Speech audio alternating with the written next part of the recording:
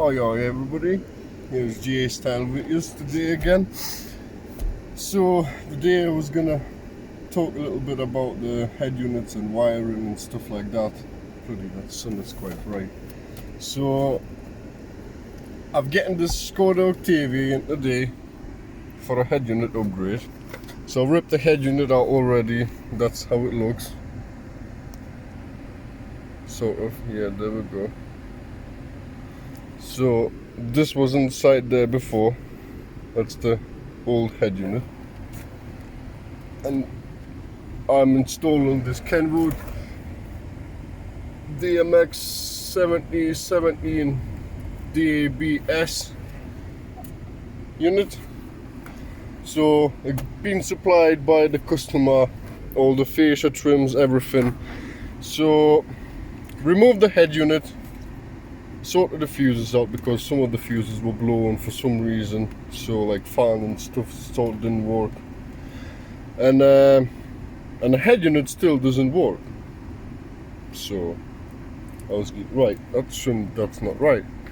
So that's where it comes to handy, the multimeter. So what I've done is, if you look at the thing, if you look at the screen, come on, sit there so everybody can see. So as normal, black is ground, yellow is battery constant, and the red one is ACC. It's the ignition wire that goes on and off, switches the head unit on and off. So when you put your probes on, black to black, red to red, there's nothing.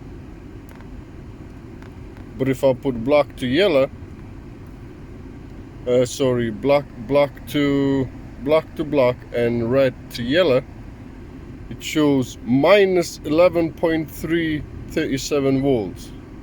What the minus means, it means that the polarity is other way around, so that the positive and negative is being swapped. So then, if you look at the back of the wiring harness itself, you can see these nice 3 thick wires, brown, red, white, and red, white, and then 2 brown, smaller orangish, brownish. They are for, I believe, steering controls or something like that, but the car hasn't got any, as long as I'm aware, so we're not touching them. So if you look at there, this is the whole problem. The brown wire is the negative, and these 2 top ones are the positive wires. But when you get your quad lock connector for the aftermarket head unit, it's other way around. The negative is actually this wire, and the positive is the black wire. So this is where all the complication starts, because it's not going to work, because it's not getting the bright power in the right direction where it's supposed to go. So what I'm going to do is now I'm going to disconnect the quad lock, take the pins out and swap them around, so the black one instead of yellow one and yellow one instead of black one, and then we'll see if it works. So I'm going to pause this for a second whilst I'm doing it, and then I'm going to show you back it all. Right, I thought I'm going to show you another thing. So you'll probably ask me how to de-pin these plugs. So can you see them slots there on the side of that metal thing? I'm gonna try and show you what's actually happening, but I don't think I will be able to, because my camera isn't, I haven't got a stand for a camera yet, so I'm hoping that I will be able to make it work somehow. So I can show you, like, I'll focus it there. So if you see there, this is my tool, what I use. I haven't got proper tools to de-pin them, but this one works for these. So what you do is you find your wire, which one you're looking for, then you locate it on the other side. So let's say we're de-pinning the yellow wire. So you look on the other side, so this is the yellow wire. So what you do is you push on one of the sides in the free slot, oops, 2 seconds so you can see what is actually happening. So this is where it goes, right there.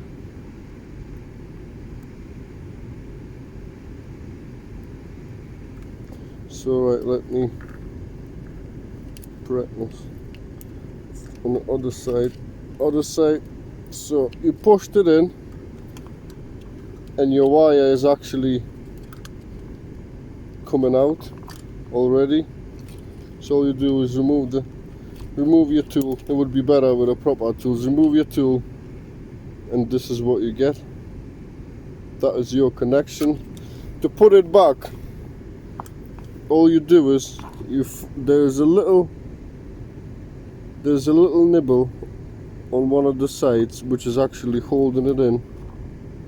See that little thing there? That needs to be pushed back out like that. So this is how it looks when it needs to go back inside of the plastic. So make sure it's nice and sticking out. So what we need to do is now we need to put that one, that's where the black one was, next to the red one. So that was positive and that was positive on the wiring harness of the car. So all you do is you locate this back where the black one was. It's only gonna go one way in because it needs to lock. And come on, right, bent a little bit. Right, 2 seconds, let me. So you will hear a little clip and that's it. It's now nice and secure in there. So let's get our black wire in,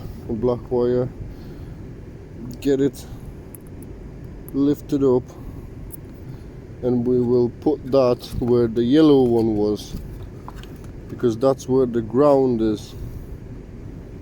So, and we're putting it in there, clipped in, and that's it. And that's your wiring harness redone. So let me pause this for a second, connect it back in. To be honest, I'll be able to see if the head unit comes on as I plug it in. So I'm plugging it back in. So that's all plugged in. So actually really we should have a power on now. Oh, sorry, I forgot to plug another one plug in. Silly me. So in goes that. So now it should actually come on, but it doesn't. So we've got something else going wrong. Wiring is all fine, everything is fine. That is on. Huh, that's a good one. So let's check the wiring for here.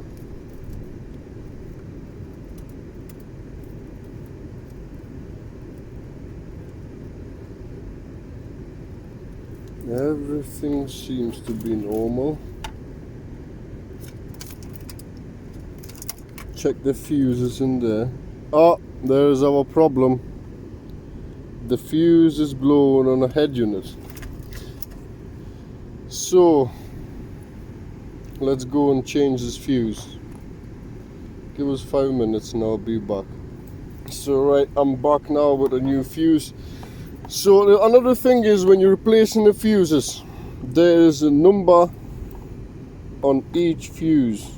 So this was 15 ampere fuse there, sorry, but I haven't got a 15 amp fuse, so I'm going to replace it with a one as close as possible, which is 10 amp.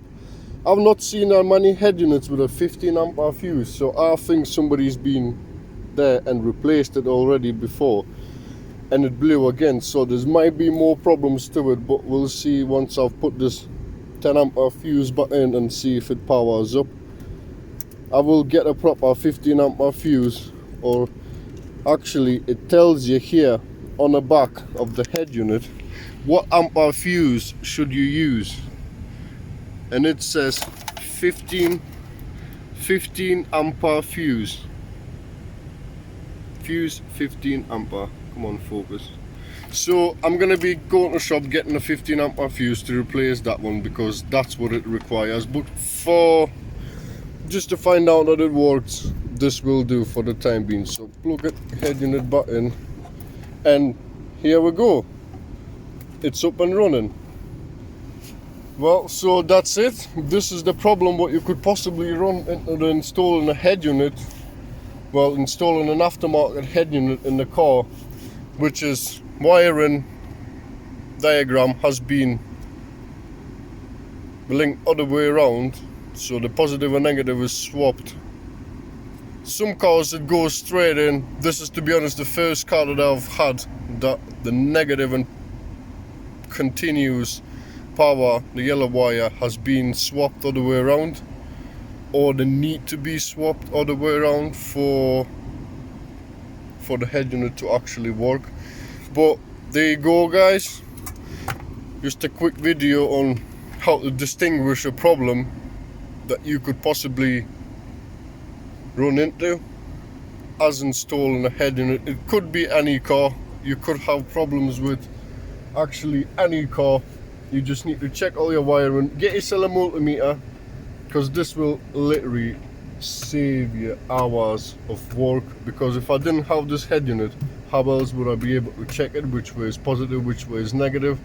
So when you're installing a sound system, head units, anything to do with electrics, multimeter is a must to have, or any other measuring device that will work with DC 12 volts and higher or lower, but it has to be DC, because DC is what you run, that runs inside of the car. AC is your household stuff, but DC is your car electricity, car power supply and everything. So thanks a lot for watching. Hopefully it comes in handy for somebody, some one of you, and like and share, and I'll see you in the next one. Ta-ra.